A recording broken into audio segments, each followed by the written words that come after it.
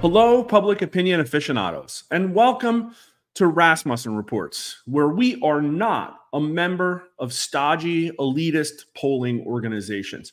We actually think that they're a pretty disingenuous gatekeeping tool and used maybe primarily for misinformation. And because of that, we get to dump freely on them, which we're actually going to do in this video. But before we do that, this video is on the topic of election integrity. And that's a topic that we discuss as pollsters that nobody else acknowledges. We're the only ones that has gotten curious on this topic and put questions into the field asking Americans what they think about election integrity. We found some pretty stunning results, like the fact that 66% of voters think that the outcome of this coming presidential election will be affected by cheating, like the fact that 28% of 2020 mail-in voters told us out of their own mouths that they committed at least one of 5 different types of election fraud. That's pretty stunning. And the fact that in our most recent mega swing state poll, 5% of the national voting population said that even though they voted, they were not U.S. citizens. How is that for an incredible fact?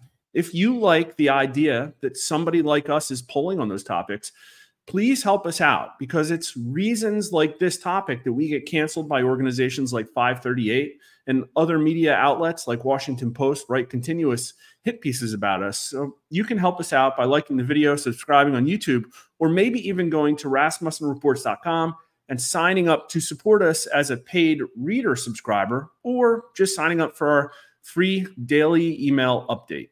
So we're going to be getting into cheating, and hang on to the end of the video if you want to see our latest updated Trump versus Harris nightly election matchup numbers. But before we do, I wanted to take a quick stop on over to Real Clear Politics. And this page here is the two-way 2024 Trump versus Harris election matchup. Here's the list of all the polls that were released. If you look at the history, what's kind of fascinating is going back. Holy moly, Susquehanna had Harris up 15. Going back is that almost all of these numbers for the entire administration have been red. And that makes sense because, in our opinions, Trump has been beating Biden for a long time now, and Harris has never polled as well as Trump. So it makes sense that Trump was winning against Harris. But wait, all of a sudden, just in the last week or two, the numbers started turning blue. Now, Kamala Harris did get a bit of a media bounce, so I think, some of these are valid results. But in our opinion, the fascinating thing is, look, we are sitting here the morning of August 12th, and besides our poll here in the two-way numbers, the latest data was August 4th. In the multi-way numbers, there was one YouGov poll, I think, that got dropped on the 6th. Isn't that curious? Here's the Biden-Trump two-way matchup page. And look, every pollster pretty much all agreed. I mean, it was a little bit neck and neck in other polls back in the spring, but everybody agreed Trump was up. Harris polls worse than Biden, and yet all of a sudden Harris is up. Doesn't hold water. So I did a little bit of analysis. You can follow me on Twitter at Mark_R_Mitchell, but this is the last about month or so of Trump versus Harris or Trump versus Biden polling on Real Clear Politics, and I stripped us out. And look, there have basically been no polls except this one YouGov poll in the last week. Awfully curious, isn't it?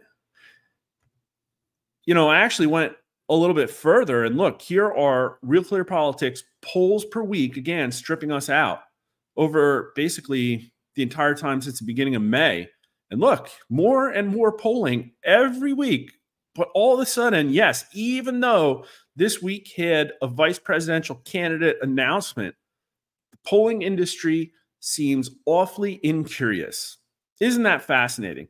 Now, I'm pretty sure what's happening is they went out into the field, they got their positive Harris results, and now they're sitting on them. I wonder if data is being spiked right now because, listen, if us, a very humble, small polling organization of limited means, is able to poll Harris-Trump every night between now and Election Day, everybody else is too. But on to election integrity. Here's what we're covering. Should only U.S. citizens be allowed to vote in U.S. elections?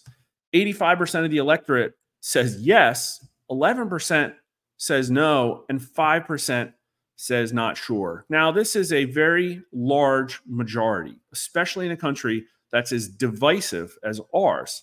However, I will say I'm surprised that 11% of the population said that, yeah, actually non-citizens should be able to vote. So we can follow this line along to the right and see who says it more. Men and women are about equal, but 18 to 39-year-olds are more likely to say that non-citizens should be allowed to vote. It's almost 1 in 4 of them.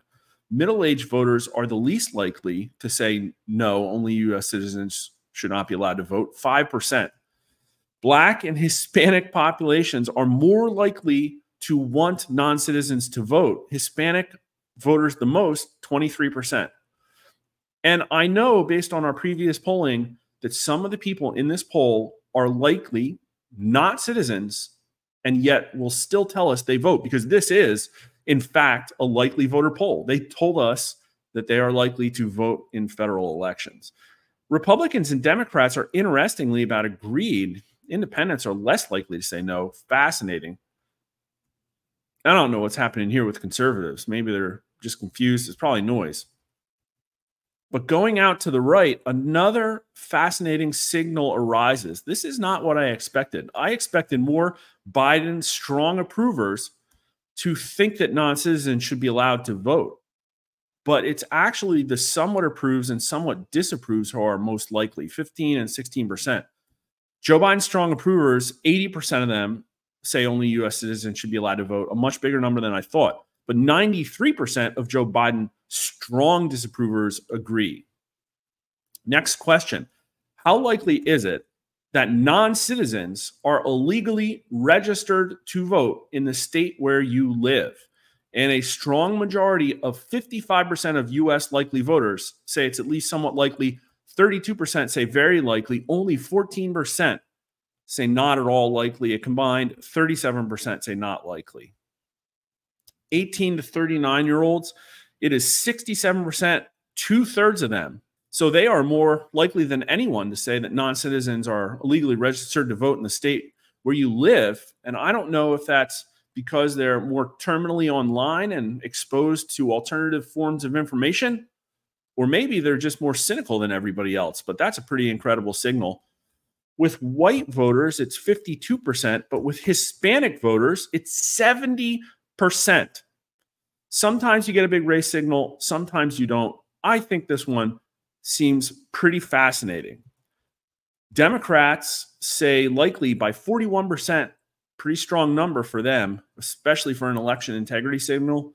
50% of them say not likely, but 69% of Republicans say it's at least somewhat likely, and only 23% say not likely. And independents are closer to Republicans than Democrats here. 57% say likely, 35% say not likely. Let's shoot on out to Biden approval. Biden's strong approvers, often who trust the government most, are much less likely than anyone in the crosstabs to think that non-citizens are illegally registered to vote in their state. 21% say likely, but 71% say not likely, although only 36% say not at all likely. But among the strong disapprovers of Biden, 76% say likely, and only 16% say not likely, 4% not at all likely. That's a very strong signal, and again, bigger than the party signal. Would you support or oppose your state government doing an audit of voter registration and removing all non-citizens from the rolls?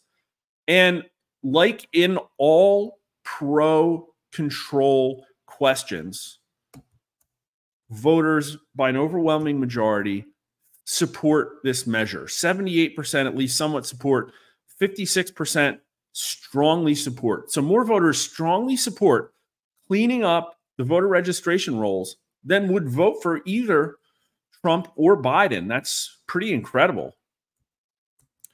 Only 17% of voters oppose that, only 7% strongly, and there's really no big standout of the highest number of strong opposers here. Democrats, it's 12%. People who are not sure about their ideology. Upper income people, 15%. Funny. And Joe Biden's strong approvers, 20%. But let's go back to party here.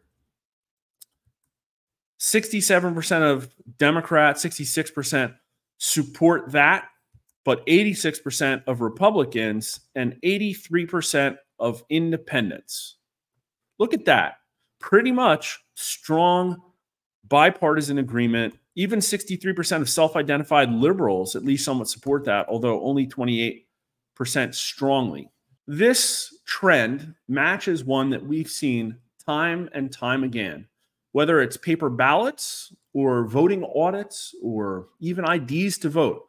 Voters tell us time and time again that they want more controls. They want safer, more secure elections. And they don't believe the big lie. Because again, 66% of voters think that in this coming election, the outcome is going to be affected by cheating.